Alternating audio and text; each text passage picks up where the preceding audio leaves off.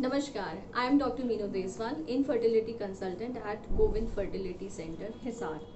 Last time हमने बात की थी कि इनफर्टिलिटी या निसंतानता क्या होती है और इसकी दर बढ़ती जा रही है।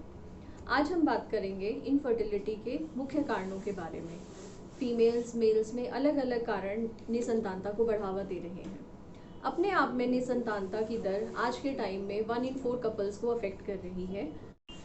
औरतें 40% केसेस में रिस्पॉन्सिबल होती हैं निसंतानता के लिए। 40% में ही आदमी भी रिस्पॉन्सिबल हैं। जो दर अब बढ़ गई है, पहले हमें ये एक मिथ्य था कि फीमेल्स इनफर्टिलिटी के लिए ज़्यादा रिस्पॉन्सिबल हैं, बट अब इनकी दर दोनों की 50-50% हो गई है। 40 में औरतें, 40 में आदमी, प्लस 20% में दोनों का कोई ना कोई कारण देखने को मिलता है प्रमुख तौर से।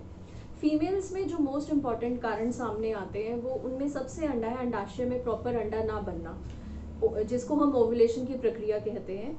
ओवुलेशन की प्रक्रिया मुख्य रूप से 2-3 बीमारियां हैं जिनमें नहीं होती, जो मुख्य कारण है पॉलीसिस्टिक ओवरीज का होना फीमेल्स में, और प्री मेच्योर ओवेरियन फेलियर हो जाना। प्री मेच्योर ओवेरियन फेलियर का मतलब है ओवरीज का टाइम से पहले एजिंग प्रोसेस में चले जाना। जो प्रोसेस एक नॉर्मल फीमेल में 40 के बाद देखने को मिलना था, वो हमें 40 से पहले देखने को मिलना है।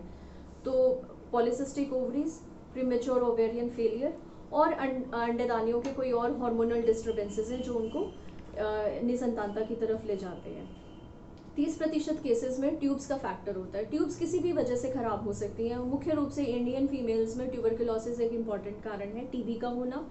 उनमें पहले कोई सर्जरी किसी भी प्रकार की हुई हो ट्यूब्स की, ट्यूब में बच्चा ठहर गया हो तो उसकी कोई लैप्रोस्कोपी से ट्यूब्स रिमूव हो गई हो, या उनकी रिपेयर की गई हो, जिसको हम साल्पिंगोस्टोमी का प्रोसेस कहते हैं, या फिर उनमें बच्चे बंद का ऑपरेशन किसी कारण से पहले हो गया था और अब उन्होंने ट्यूब्स खुलवाई हैं।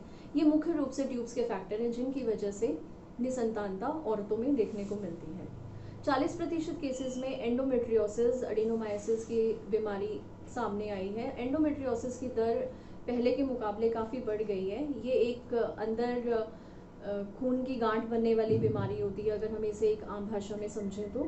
और ये धीरे धीरे धीरे धीरे अंडेदानियों में अंडों को कम करने का काम करती हैं, और ये एक जगरन की बीमारी होती है जो हमारे आसपास की बच्चेदानी के आसपास और अंडेदानियों के आसपास, ट्यूब्स के आसपास जाले बनाने का भी काम करती हैं, और धीरे धीरे अंदर ही अंदर शरीर में अकड़न पैदा करती हैं।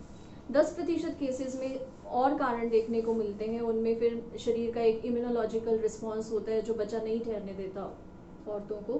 3% केसेस में यूट्रस के या सर्विक्स के और फैक्टर्स होते हैं, जिनमें मुख्य रूप से रसौलियाँ होना, जिनको फाइब्रॉइड यूट्रस कहते हैं, या फिर बनावटी तौर से यूट्रस में कोई खराबी है, जिसमें एक मुंह वाली बच्चेदानी जिसको यूनिकॉर्नुएट यूट्रस कहा जाता है, या 2 मुंह वाली बच्चेदानी जिसको बाइकॉर्नुएट यूट्रस कहा जाता है, या बच्चेदानी के अंदर किसी भी तरह की कोई पर्दा देखने को मिलता है जिसको हम अपने भाषा में सेप्टेट यूट्रस कहते हैं, या फिर सर्विक्स में कोई बच्चेदानी के मुंह में फाइब्रोसिस या स्टेनोसिस का होना।